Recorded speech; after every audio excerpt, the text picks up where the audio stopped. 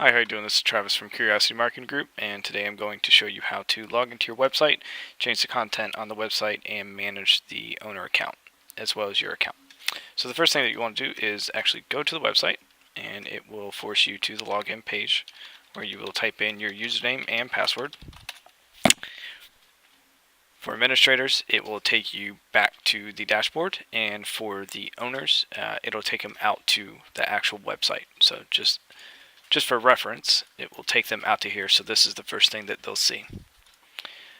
Okay, so let's talk about, we can talk about the events, and I am going to actually bring the events back real quick, so that as I'm doing this, it will make sense.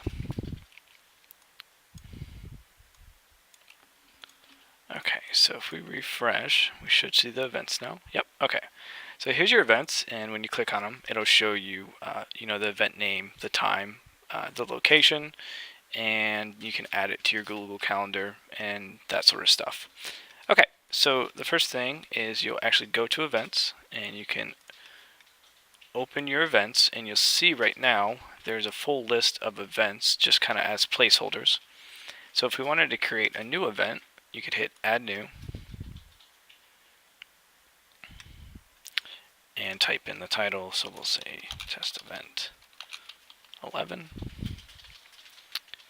And you can put a subtitle if you'd like. If it's an all-day event, you can check that. If not, if there's a date parameter, so let's say from 7:30 in the morning till 7:30 p.m. We'll put the dates here, Central Standard Time. There's a bunch of other options that you can select from here, and as you create new locations and new organizers, they'll be over here in your list, so you can just select from a list, such as Sunbird HOA, and save it.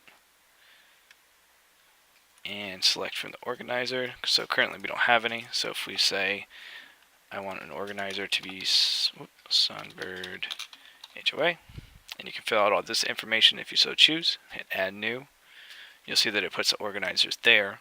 So if we hit Select Different, it'll show up just like it did in the location and venue. You can select the color, which actually on the home page they're forced to be these colors just to keep it in this pattern so that it looks nice. So you don't really need to worry about these event colors. You can add categories to your events if you'd like. That's totally optional and up to you. So once we hit Publish, hit refresh, you'll see that this came up here because this is the most recent event that will be occurring, because this is the 29th and these are the 30th. And then whenever the day passes, so if it's a drawn out event like all the way until the 30th, it'll wait until the 30th and then it'll get rid of it. Okay, so let me disable this again.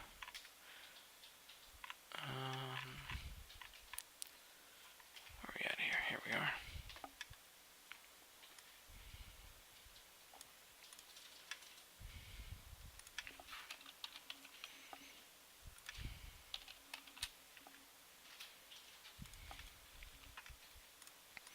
Refresh and just make sure that goes away, which it did. Okay, fantastic. So I'll start going through the pages, and if there are any differences from page to page, I'll be sure to explain if there's a difference. So the first thing that we'll want to talk about is the slider here. So you'll notice that there's probably about 3 photos on here right now. So if you ever wanted to update those, if you come down to Soliloquy, go to the slider for the home. Also, there's only 2. And you can change them, and you can move around. So if you see this little move icon, you can click and drag, move them around. If you want to add more, you can select from your computer. So just go into your downloads and find the image that you want, and it'll upload it, and you'll notice that it'll be down here. Or you can select from another source. So if you have them in your media library, you can add them in there. So let's say I wanted to add this photo, and I can hit Insert, and you'll see that it pops up here. And if I want to get rid of it, I can hit the X, hit OK, and then while we're in the media library, if you wanted to upload something, you go to Upload Files, select Files, find it within your computer, and then you could upload it into the media library and then insert it into your slider. So I am going to actually just exit without saving this and go into the pages. So the next bit will be, let's go to the board members, and a lot of these pages will be the same. Some of them are set up in tables, and some of them are just plain text. So let's look at the board members. So you can either click on the title or click edit once you've hit pages. So we'll click edit. Make sure you're in the visual. And then if you wanted to change the information, so let's say, I don't know, they sell this unit and they change units, so we can change that from a 8 to a 9 and hit update over here on the right, and then refresh the page, and you notice that it updated. So let me put that back, and you can do that for all this information. So if you wanted to change the titles of it, or if you need to change information within the table, you can certainly do that. So I'll hit update on this. And the other thing that you notice on the pages is this top section up here has an image that can actually be controlled over here by the featured image. So this is very similar to the soliloquy. So let's say, for instance, we want to change this. We'd hit remove featured, set featured, either find it within our media library or upload it. So I'll just put back the same image that we had. You'll notice it's here. Hit update. And we'll just make sure that that image stuck. Yep, and it did. Okay, so I will quickly go through these pages. So this is another table. So I'll show you. Let's go to the action dates. Hit edit. Make sure you're in the visual again. You notice it's the same sort of layout. It doesn't have as many columns as it did, but you've got your dates and your topics that you can edit or add, however you want to handle that. Okay, so beach services is one of those ones that I was talking about. It's just being text.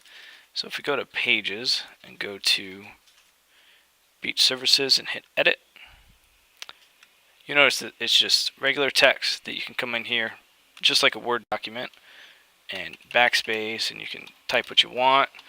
Or if you wanted to bold something, you could highlight, like let's say boards for instance. You could bold it, italicize it, and once you check those off, it gets rid of it. You can highlight it and link it if you want. So let's say we wanted to link this to, I don't know, Google. You could do that, and it'll link it for you. And then if you wanted to get rid of it, you just unlink it by hitting the remove link. And then once you're done, just make sure that you hit update so that it reflects on the front end. Okay, so that's another just regular page. This is another table. FAQ, that's just regular text. Meet the staff is regular text. So insurance, so here is a different one. So insurance actually does not go to a page. It actually goes to a document, just like the local attractions. So the way that we handle these is if you go to appearance and go to menus. Let me close out of some of these. You'll notice that if we go to insurance, it says custom link. And it's got the URL of a document that is within our media library. So if we go back to our media library, where we used soliloquy and updated the featured image, all you need to do is just find your document. So as an example, this is the insurance document, so the Fisher Brown Insurance. So if we clicked on that PDF, you'll see the URL here, and you actually only need from this / to the end. So then you could just copy this, go back to your menu, and then update the URL here. And then once you're done with that, just make sure you hit save, and it'll reflect on the front end. Okay, so that's a text. I would imagine that's text. Okay, this is another table, and I'm fairly certain. Okay, so here's a different one. So if we go to the association documents,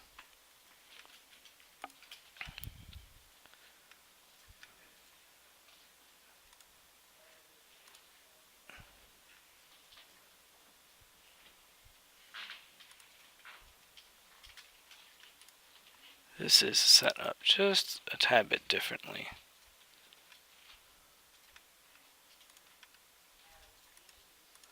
So, hold on a second.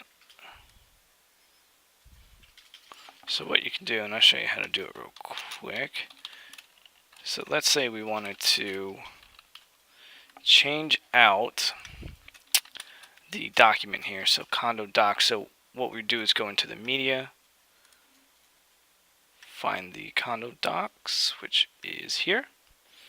Like I said before, so from the / this way, you could copy this and paste it. We'll hit update on that. So you would just go here and hit edit, and then that's how you would update the condo docs. So let's just make sure that it reflected on the front, which it did. So then if you click that, it opens it up.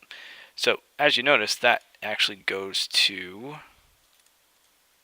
a, it opens in the same window. So if we want it to actually open in another one, you could hit the edit, hit the little link options here, open in a new tab, hit update, update the page, refresh, and then once you click, it opens up in a new page, which is what we want.